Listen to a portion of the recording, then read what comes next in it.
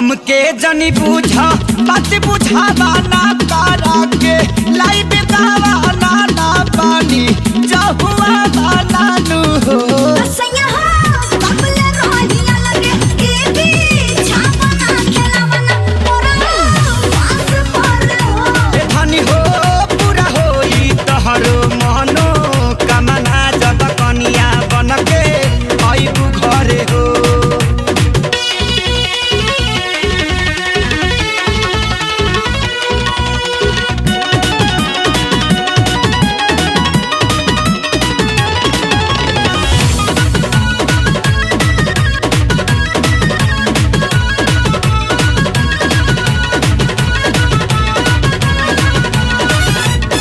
शादी के बाद वाला होई कब खेल हो पटारी पे चली कहिया राजधानी मेल हो शादी के बाद वाला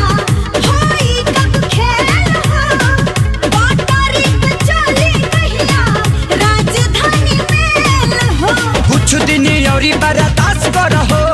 बट मजबूरी विश्वास करहो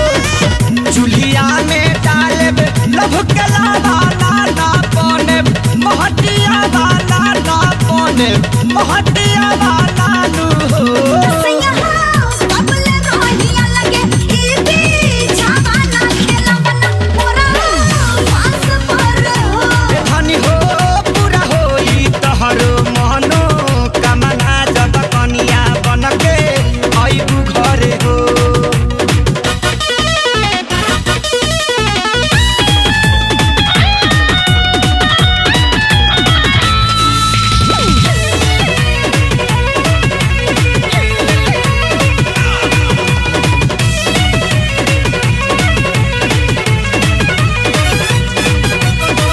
कोह के करे जाई हमर तड़पेला कान हो जोड़ लिहल बंधन बाकी होला ना मिलन हो कोह के करे जाई हमर तड़पेला कान हो जोड़ लिहल बंधन बाकी होला ना मिलन हो ए जान हम तोहसे ना दूर बानी हो